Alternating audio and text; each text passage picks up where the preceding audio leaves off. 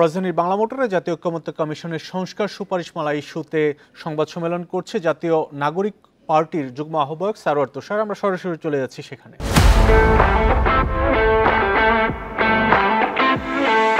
যদি কখনো Awami League next time আসে, তো আপনারা বলছেন যে আন্দোলনে গুলি করা যাবে না, পুলিশ গুলি করতে পারে না, সেক্ষেত্রে যদি আওয়ামী লীগ কখনো আন্দোলনে আসে সেক্ষেত্রে আপনারা কি করবেন? গণতান্ত্রিক রাষ্ট্রে আন্দোলনের তো একটা সংজ্ঞা আছে যে আপনি বিভিন্ন দাবি দেওয়া, আমরা বলতে চাইছি বিভিন্ন যে দাবি দেওয়া যে কেন্দ্রিক যে আন্দোলন, একটা গণতান্ত্রিক রাষ্ট্রে আপনি বেতনের জন্য আন্দোলনে নামছেন, আপনি কোটার বিরুদ্ধে আন্দোলনে নামছেন, কিংবা অন্যান্য যে কোনো ইস্যু, একটা কোনো কালাকানুন বাতিলের আন্দোলনে নামছেন, এগুলোকে আমরা আন্দোলন মনে করি। আওয়ামী লীগ এখন পরিষ্কারভাবে একটা দেশ বিরোধী শক্তি এবং ভারতের এজেন্ট।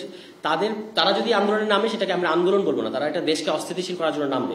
তখন সেই ক্ষেত্রে পুলিশ প্রপোর্শনের যে বল প্রয়োগের যে অধিকার পুলিশে আছে সেটা সবসময় থাকবে। কিন্তু ওই শহীদের মার কথাটা খুব পরিষ্কার, এটা আমি আশা করি যে বোঝা যাচ্ছে যে কোনো লেজিটিমেট আন্দোলনে নামলে পুলিশ কখনো গুলি করতে পারবে না, এবং বল প্রয়োগ করারও একটা ধারণা আছে আপনি কখন গুলি করতে পারেন এবং কোথায়, শরীরের কোন অংশে গুলি করতে পারেন, এগুলো তো আন্তর্জাতিক স্ট্যান্ডার্ড আছে। কিন্তু আমাদের এখানে তো সেই স্ট্যান্ডার্ডগুলো মানা হয় নাই। ওনার কথার মধ্যে ওটাই ছিল যে অর্থাৎ তার ছেলেকে যেন আন্দোলনে নেমে লাশ হয়ে ফিরে আসতে না হয়। এবং সেই ক্ষেত্রে যখন আপনাদের এটা ব্যাকগ্রাউন্ড আরেকটা আছে, জুলাই মাসে যখন আন্দোলনটা শুরু হলো তখন কিন্তু কোনো একজন ব্যক্তি আদালতে রিট করেছিলেন যেন পুলিশকে গুলি বন্ধ করতে বলা হয় আদালতের কাছে। আদালত ওই রিটটা খারিজ করে দিয়েছিল। তার মানে হচ্ছে এখানে আদালত নির্বাহী আদেশের কারণে। তা এইখান থেকে যখন কিনা আপনার সংসদ মৌলিক অধিকার বিরোধী কোনো আইন করবে, সেক্ষেত্রে বিচার বিভাগ যেন জনগণের পক্ষে মৌলিক অধিকার রক্ষার ক্ষেত্রে ভূমিকা রাখতে পারে, আমরা তার কথার মধ্যে দিয়ে শহীদের মার কথার মধ্যে থেকে সেই জিনিসটাই পেয়েছি। কোনটা?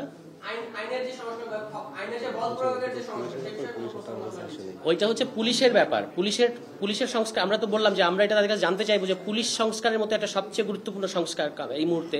এবং আমরা কিন্তু বলেছি যে এই যে যতগুলো সংস্কার হচ্ছে তার মধ্যে 1 নম্বর প্রায়োরিটি দিয়ে সরকারের উচিত ছিল পুলিশ সংস্কারটা করা, কারণ আপনারা দেখতে পাচ্ছেন পুলিশের কি অবস্থা। তো পুলিশ সংস্কার কমিশনের রিপোর্টটা তো আমরা পাই নাই, এবং তারা পুলিশ নাকি মনে করেছেন যে এটা তারাই আলোচনা করে নিতে পারবেন। এই সব বিষয়ে আমরা জানতে চাইবো কমিশনের কাছে, এবং ওটা তাদের ইয়েটা দেখার আগ পর্যন্ত আমরা এই বিষয়টা কিছু বলতে পারছি না।